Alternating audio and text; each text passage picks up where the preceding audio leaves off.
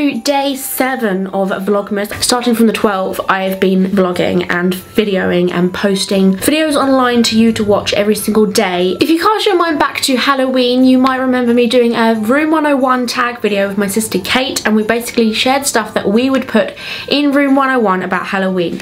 Although we both loved Halloween, we both had a few things to say about what we didn't like about it. It was a complete new tag. I completely made it up on my own, so if any of you want to take part in the tag, make sure you post me it on a social networking site that I belong to. And I decided to do one on Christmas too, because I said that I'd do one for every special occasion. And now in that video we did 3 things each, which we would put in the Room 101 tag, and then you guys decided which one should go in the room. I think the winner for that was people who dress up sexy for Halloween. But now I'm going to be doing 5 things I think should go in the Room 101, and you guys are going to discuss in the comments which one you think should get booted into the depths of Christmas hell.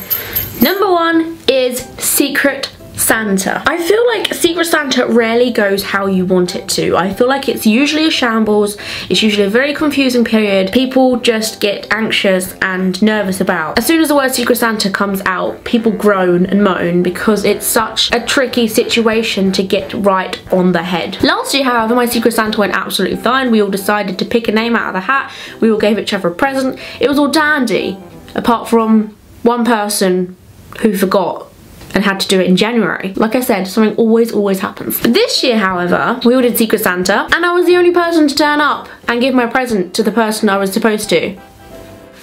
This is why Secret Santa never works, because people don't make the effort. You're doing one present for one person instead of doing a present for everyone, and that means you can put a lot of effort into one present, but people just don't think about that, and they just think, I'll just get him a sock. Not a pair, just a sock. I like Secret Santa. I think it's a good idea. If it always worked, I think it's fantastic, and I definitely wouldn't put it in Room 101, but I'm putting it in Room 101 because of other people. The people who take part in Secret Santa should reconsider their lives. Number 2 is bank destroying. You're creeping up to the new year, new start, new year, yay. But then you're so close to that new year period and you think, oh my gosh, my bank's looking quite healthy.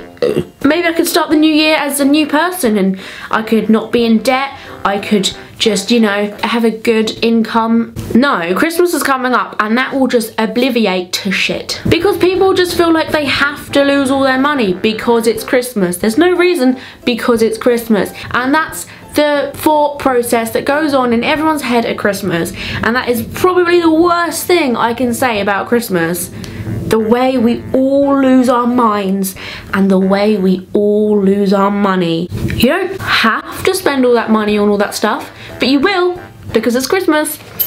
Number 3 are the miserable moods. I cannot decide whether the last one I just said or this one is the most thing I hate about Christmas, because they're both just as bad as each other. I'm not blaming people for being miserable at Christmas, because Christmas can actually be a very miserable time. People become stressed, people become anxious, and they're just trying their hardest to fight and fight and fight to do all this stuff before one day, and when that day is gone, it's over. There's just so much around Christmas which gives you pressure before the date is coming. In comparison to that, what makes it so much more stressful isn't just because people are trying to do all this stuff for Christmas, but because Christmas is supposed to be a happy time and you're meant to be really cheerful because Christmas is cheerful time, yay yay.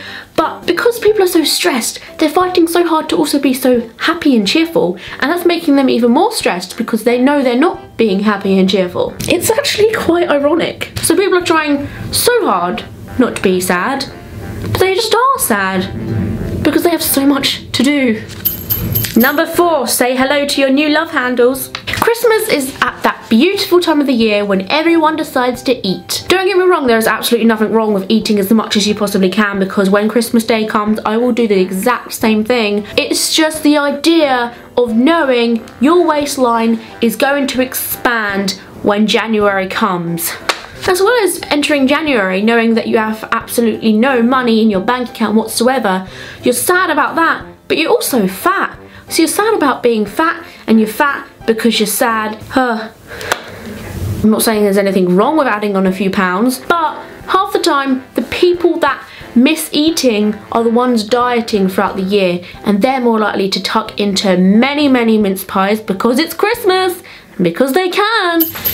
And number 5, taking decorations down. I don't know which one of you would not agree on this because it's probably one of the worst things to happen at Christmas. Taking your decorations down is like when a party finishes and you wake up the next day and you realise you have to clean up. All of this happiness is over, the holidays is over, it's back to work, it's back to school, it's back to college.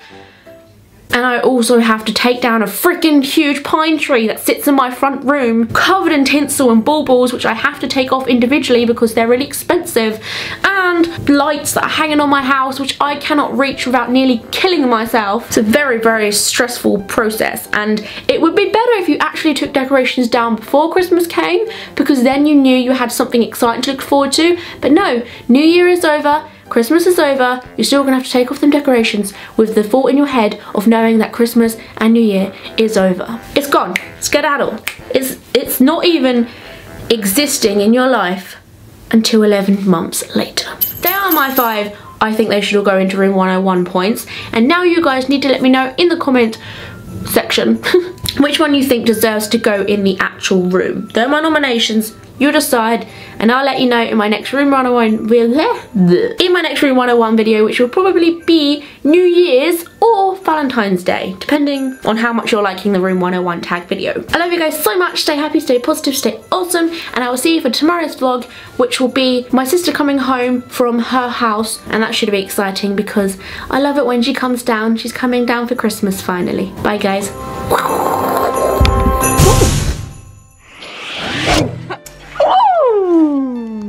Doesn't that look yummy?